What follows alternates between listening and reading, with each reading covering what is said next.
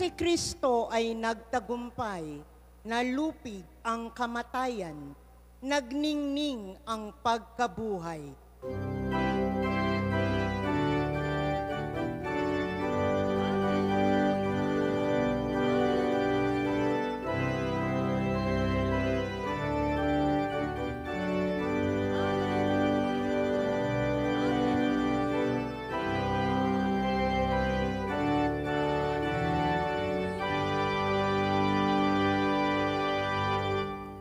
Sumainyo ang Panginoon. At sumaiyo rin. Ang mabuting balita ng Panginoon ayon kay San Lucas. Papuri sa iyo, Panginoon. Noong panahong iyon, may ilang Saduseyo na lumapit kay Jesus. Ang Saduseyo'y hindi naniniwala na muling bubuhayin ang mga patay. Guro, anila, naglagda po si Moises ng ganitong batas para sa amin. Kung mamatay ang isang lalaki at maiwang walang anak ang kanyang asawa, ang kapatid na lalaki dapat pakasal sa balo upang magkaanak sila para sa namatay. May 7 magkakapatid na lalaki. Nag-asawa ang panganay at namatay na walang anak. Napakasal sa balo ang pangalawa at namatay. Gayun din ang nangyari sa pangatlo hanggang sa pampito. Isa-isang napangasawa ng babae at pawang namatay na walang anak. Sa kahuli-hulihay, namatay naman ang babae. Sa muling pagkabuhay, sino po sa 7 ang kikilalaning asawa niya? Yamang napangasawa niya silang lahat.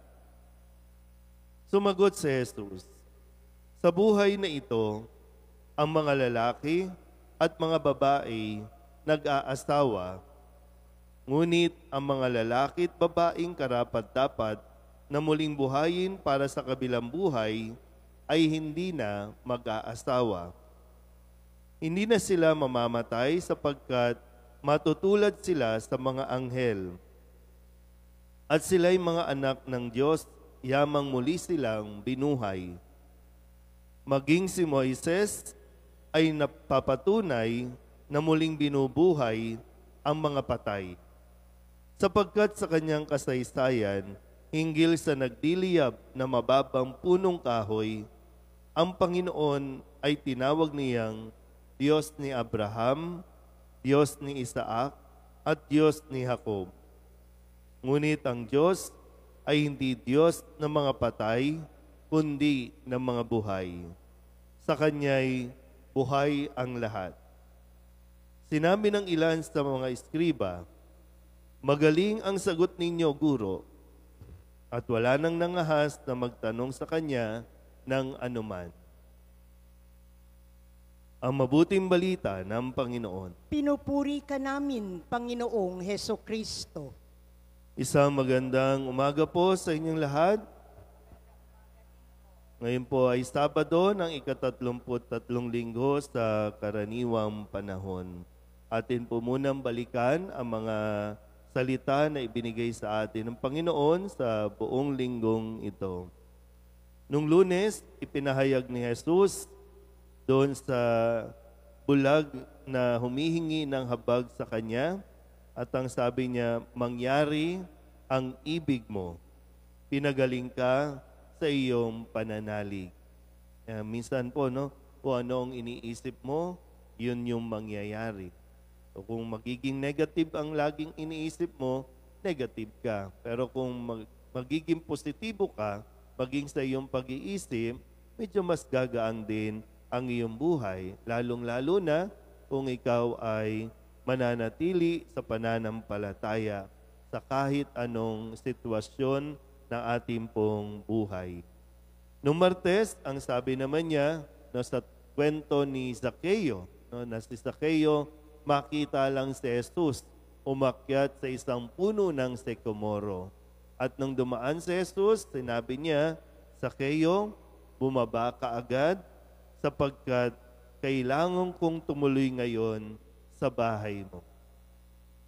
Nung Miyerkules, ang sabi naman patungkol pa rin sa pagdating ng araw ng anak ng tao ay iluluklok sa kanan ng Diyos.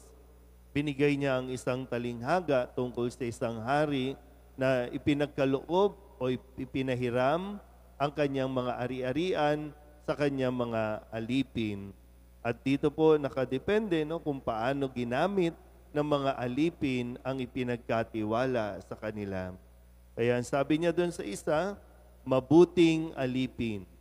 Yamang naging matapat ka sa kaunting bagay, pamamahalain kita sa 10 bayan. So, yung buhay natin, kasi nga araw-araw may grasya ang Diyos. Pero paano nga natin ginagamit ang grasyang ito para din sa atin pong ikauunlad ng buhay, ikasasagana natin. Bakit sila yumayaman? Kasi ginamit nila ang kanilang talento. Bakit sila naghirap? Kasi yun ang isipan nila, ito lang kasi. Nung Huwebes, ang sabi naman sa atin, sapagkat ang sinumang sumusunod sa kalooban ng aking amang nasa langit, siya ang aking ina at mga kapatid. Ito po yung panahon na habang nagtuturo si Jesus, nasa labas naman ang kanyang ina at mga kapatid at ipinasabi kay Jesus. Pero hindi ito naging dahilan para ihinto ni Jesus ang kanya pong pagpapahayag o ang kanyang misyon. Kundi mas pinagtibay pa niya kung ano ang ugnayan niya sa kanyang ina, ang mahal na birhen, at sa kanya pang mga alagad na tinatawag ding mga kapatid. Kahapon, Biyernes, ang sabi naman sa atin, ang aking bahay ay tatawaging bahay dalanginan, ngunit ginawa ninyong pugad ng mga magnanakaw. So, pinaalala po sa atin na minsan, yung mga nangyayari po sa simbahan natin, isang paraan ng paglilinis ng Diyos. Ito po yung nagalit si Jesus, dahil pagpasok niya sa templo, maraming nagtitinda. Nawala na yung kabanalan ng templo. Kaya sabi ko, siguro yung mga nararanasan natin o naranasan natin dito sa ating simbahan, may tuturing din na paglilinis lang ito ni Jesus. Kasi bahay niya to, kanya ito, kaya siya din naman yung gagawa ng paraan.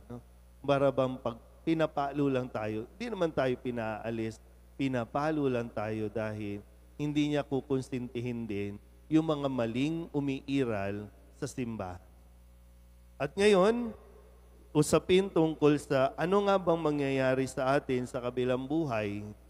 Ang sabi ni Jesus, ang lalaki at babaeng karapat-dapat na muling buhayin para sa kabilang buhay ay hindi na mag-aasawa. Usapin pa rin po ito, na ano nga ba mangyayari sa atin sa kabilang buhay? Baka lang po, Kasi minsan yung mga paniniwala natin, ulitin ko po kapag namatay na ang isang tao, tapos na. Okay? Pag namatay na ang isang tao, either sa langit o sa impyerno. Kapag namatay na ang isang tao, hindi niya na concern kung siya ba ay ina, asawa, anak, o kung ano man. Sa halimbawa na ibinigay sa atin tungkol sa pag-aasawa, paano nga daw? Kapag namatay na yung asawa, nakapito yung babae. At hindi rin, 7 na yung napangasawa, hindi pa nadala dun sa una, hanggang 7. So ngayon, medyo din kasi itong, sabi nga, ang Saduceo kasi hindi naniniwala na may pagkabuhay. Pero yung tanong nila ay tungkol nga dito, sino nga daw? Para bang yung logic na lang o kaya common sense. Sino bang aabot pa talaga tayo sa ganon? Pero medyo exaggerated lang. Kaya nga pinaliwanag ni Jesus, pagdating sa langit, wala nang mag-asawa. Pagdating sa langit, wala na ring anak o kung anuman. Wala na, tapos na. Kaya yung mga drama natin no, na magsasama tayo sa langit, sigurado ba kayo? Pareho kayo sa langit. Uy. Minsan, di ba, sabi ko kanina, yung mga tradisyon natin, pag namatay yung tao, tapos pag may lumipad na paru-paro, oy, lolo mo yan. Di ba, ginagano na, oy, lola mo yan, no? Naging paru-paro, naging butiki. Di ba? Walang ganun. Kung sa konteksto natin, no, hindi nagiging daga, hindi nagiging ipis, hindi nagiging paru-paro. Either dadanas ka ng walang hanggang kaligayahan sa langit o walang hanggang katapusan sa impyerno, yun lang. Pero kung sa mga mag-asawa, sa mga pamilya, pwede nating masabi, kaya nga ibinigay yan para makatulong sa bawat isa. Kung sa usapin ng mag-asawa, tiyakin ninyo na kayong dalawa, sa pagsasama ninyo dito sa lupa, ay pareho kayong makakarating sa langit. Ulitin ko, hindi na bilang mag-asawa. Kaya nga ang sabi, para na silang mga anghel sa langit, na ang focus na lang ang Diyos. Kaya ang bawat relasyon na meron tayo dito, dapat nagdadala ito sa atin patungo sa langit. Minsan yung mga naririnig natin mga drama sa buhay, di ba? Ginagawa mong impyerno ang buhay natin. So kung dito pa lang, i-practice na nga, impyerno. So pagdating sa impyerno, di sanay na tayo. Kasi na-practice na eh. So alin ang pinapractice natin na buhay? Buhay sa impyerno o buhay sa langit? Sana nga po, no, sa mga mag-asawa, kapag mamaalam na, no, mamaalam kayo ng maayos ha? At yung sinasabi, hihintayin kita sa langit.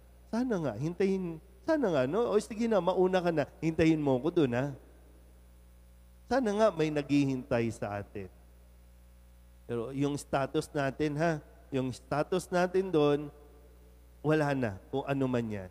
Kasi lahat tayo ay anak na ng Diyos, lahat tayo nakatuon lang tayo sa base, no? Bahagi na rin na ating pananampalataya.